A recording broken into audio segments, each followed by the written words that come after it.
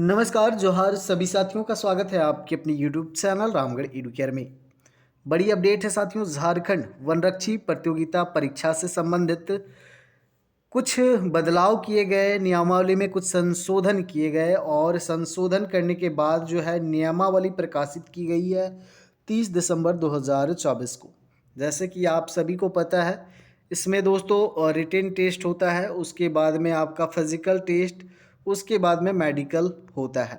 तो रिटेन जो एग्ज़ाम होता है उसमें कोई बदलाव नहीं है, उसमें जो पैटर्न है exam pattern as it is है।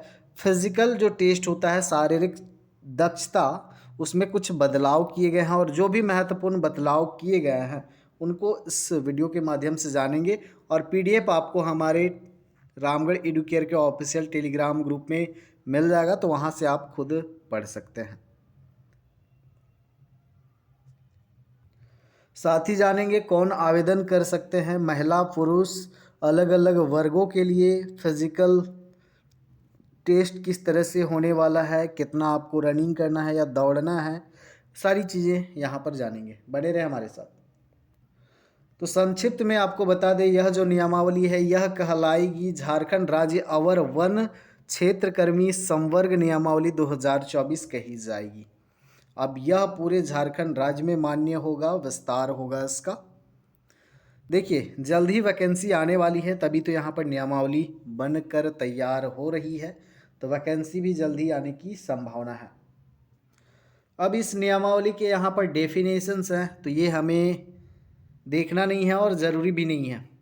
तो यहाँ पर संवर्ग की संरचना एवं बल देख लेते हैं, जिसमें आपका वेतनमान दिया हुआ है, साथ ही साथ प्रोन्नति दिया हुआ है, प्रमोशन होने के बाद क्या बन सकते हैं। ये तो नियमावली वनरक्षी का है, लेकिन आपका जब प्रमोशन होगा तो आप बन जाएंगे प्रधान वनरक्षी। तो प्रोन्नति कैसे होगा, प्रमोशन कैसे होगा, किनके अंडर में होगा, वो सारी बातें इस नियमावली में डिस्कस की गई हैं। तो मूल कोटि है आपका वनरक्षी, इसमें देखेंगे आपका 5200 से 20,200 रुपये वेतनमान है, लेवल 3 का ग्रेड पे रखा गया है यहाँ पर।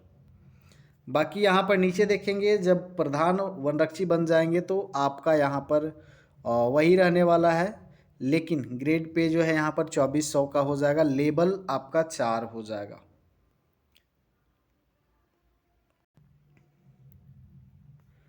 चलिए यहाँ बहुत सारी बातें हैं, लेकिन जो आपके काम की हैं, यहाँ पर आयु सीमा की बात करेंगे। 18 वर्ष से 35 वर्ष के जो बीच के अभ्यर्थी हैं वो आवेदन कर सकेंगे, लेकिन एसटी, एससी, ओबीसी और जो पिछड़ी जातियां हैं और जो महिला उम्मीदवार हैं उनमें अधिकतम उम्र सीमा जो है विज्ञापन जब जारी करेगा जेएसएससी, उसमें जो रिजर्वेशन के तहत आपको छूट दी जाएगी आयु सीमा में वो आपको मिलेगा।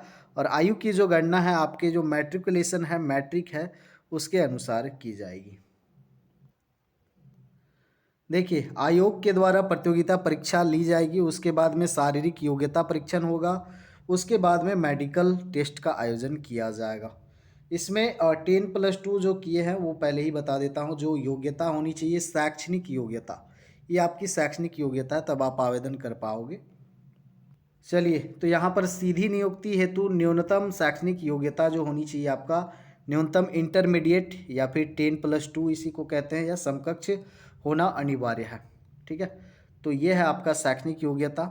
बाकी शारीरिक योग्यता ध्यान से पढ़ेंगे। पुरुष उम्मीदवार हेतु न्यूनतम ऊंचाई 165 सेंटीमीटर, परंतु अनुसूचित जाति एवं अनुसूचित जनजाति के उम्मीदवारों के लिए 152 सेंटीमीटर, ये पुरुष के लिए है, महिला के लिए कम है। छाती की बात करें, न्यूनतम छाती 79 सेंटीमीटर तथा फुलाने के बाद 84 सेंटीमीटर होना चाहिए जनरल के लिए, परंतु अनुसूचित जाति एवं अनुसूचित जनजाति के उम्मीदवार के लिए 77 सेंटीमीटर तथा फुलाने के बाद 81 सेंटीमीटर होना चाहिए। वहीं महिला उम्मीदवारों की बात करें तो न्यूनतम हाइट जो होना चाहिए 150 सेंटीमीटर होना चाहिए जनरल ओबीसी के लिए। अनुसूचित जाति अनुसूचित जनजाति की महिलाओं को मात्र 145 सेंटीमीटर हाइट होना चाहिए, तो वो यहाँ पर एलिजिबल हो पाएंगे। पुरुष उम्मीदवार हेतु 4 घंटे की अवधि में न्यूनतम 25 किलोमीटर पैदल चलने की क्षमता होनी चाहिए।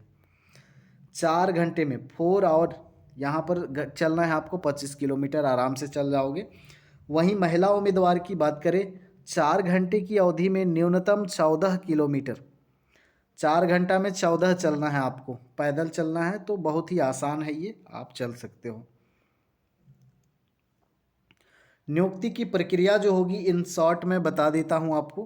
पहले जेएसएससी की ओर से, आयोग की ओर से आपका रिटन एग्ज़ाम होगा, उसमें जो क्वालिफाई करेंगे, जो मेरिट बनेगा, उसके बाद में फिजिकल के लिए जाएंगे, उसके बाद में मेडिकल टेस्ट, उसके बाद में आपकी नियुक्ति की जाएगी।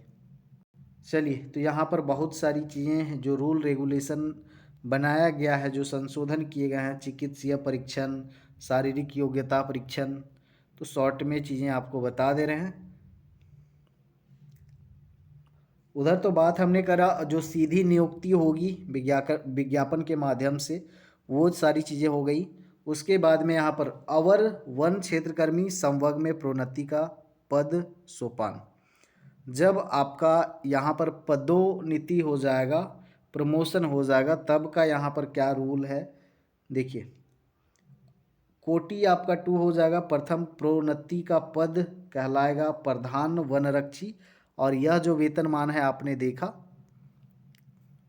उसके बाद में इसमें कौन कौन शामिल होंगे और किस तरह से प्रमोशन होगा, उसका रूल रेगुलेशन है यहाँ पर। और प्रोन्नति की प्रक्रिया है, जिसमें सभी जिले के वन प्रमंडल पदाधिकारी कार्यालय वनरक्षी से स्वीकृत करनाकित बल के विरुद्ध रिक्ति की सूचना अपर प्रधान मुख्य वन संरक्षण मानव संसाधन विकास झारखंड रांची को उपलब्ध कराएंगे। अपर प्रधान मुख्य वन संरक्षक मानव संसाधन विकास झारखंड रांची इसे समेकित कर प्रधान मुख्य वन संरक्षक झारखंड रांची को रोस्टर अनुमोदन हेतु उपलब्ध कराएंगे। उसके बाद आगे की प्रक्रिया, ये सब पॉइंट 10 और 11 जो है आपका प्रोन्नति से संबंधित है कि इनका प्रमोशन होगा, कैसे होगा, और प्रोन्नति प्रमोशन में जो समिति बनेगा उसमें कौन कौन शामिल होंगे, उनका यहाँ पर नाम दिया हुआ है। चलिए, तो ये PDF आपको हमारे टेलीग्राम में मिल जाएगा। बाकी इस नियमावली को देखने से यही प्रतीत हो रहा है कि वैकेंसी जो है जल्द ही आएगा, एग्ज़ाम कैलेंडर जेएसएससी जल्द ही जारी करेगा वनरक्षी प्रतियोगिता परीक्षा 2024 से संबंधित। तो जो भी 10+2 किए हुए हैं, इंटरमीडिएट किए हुए हैं, या फिर उसके समकक्ष हैं, तो पुराना जो एग्ज़ाम पैटर्न है रिटन का वही रहेगा। बाकी फिजिकल टेस्ट में यहाँ पर थोड़ा सा बदलाव किया गया है, तो वो तो आप जान ही गए। बाकी जो भी अपडेट्स आते हैं, सारे अपडेट्स आपको दिए जाते हैं टेलीग्राम के माध्यम से और यूट्यूब चैनल के माध्यम से, तो जुड़ जाइएगा हमारे साथ। मिलते हैं अगले अपडेट में। धन्यवाद।